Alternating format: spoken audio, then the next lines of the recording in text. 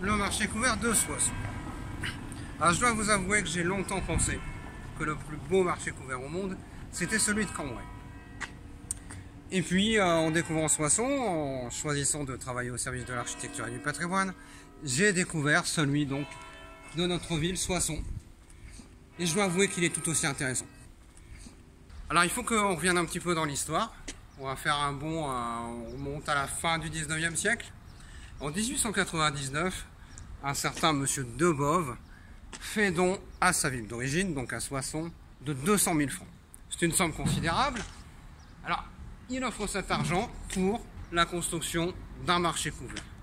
Si on ne construit pas un marché couvert, cela pourrait être aussi tout autre bâtiment utile à la population locale. En revanche, et on y reviendra tout à l'heure, il ne souhaite absolument pas que cet argent soit utilisé pour construire une rue ou un jardin public. Et il fallait que le marché couvert donc porte son nom. Alors c'est une construction assez curieuse. Il est constitué de quoi? Alors, il a un parement en briques, on trouve de la pierre avec des obélisques assez étonnants. Je trouve que ça ressemble un peu à des obélisques qui cantonnent une grande structure qui peut ressembler à une soucoupe volante. Ça c'est un peu mon imagination. Une grande soucoupe volante. C'est aussi en fait un mécano. C'est un grand mécano. Donc ce sont des éléments métalliques qui ont été assemblés sur place. Parce que donc en 1899, M. Debove offre les 200 000 francs à sa ville. Il va se passer quelques années, assez curieusement, la ville tarde un peu. Ce sont ses héritiers qui vont faire preuve de quelques exigences pour que le projet aboutisse rapidement. Et en fait, c'est un architecte parisien, M. Guibert, qui va remporter le concours et qui présente des plans donc assez novateurs.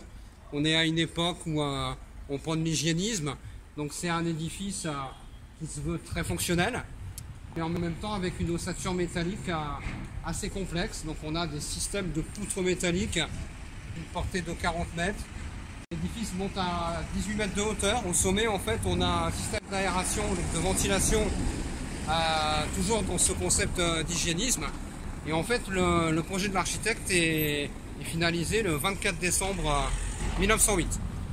Alors les travaux peuvent commencer rapidement, sauf que les serruriers parisiens se mettent en grève, que l'arrivée d'un train en gare de Soissons se passe mal, qu'une partie des poutrelles métalliques sont endommagées.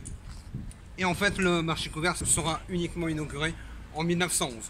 C'est en fait aujourd'hui toujours le marché couvert de la ville. C'est aussi un rescapé, parce qu'il faut savoir que la ville de Soissons, durant la Première Guerre mondiale, est détruite à plus de 80%. Et c'est peut-être bien sa structure métallique, très solide, ancrée dans le sol, qui lui a permis, à l'inverse d'une grande partie des bâtiments qui l'entouraient, de parvenir jusqu'à nous.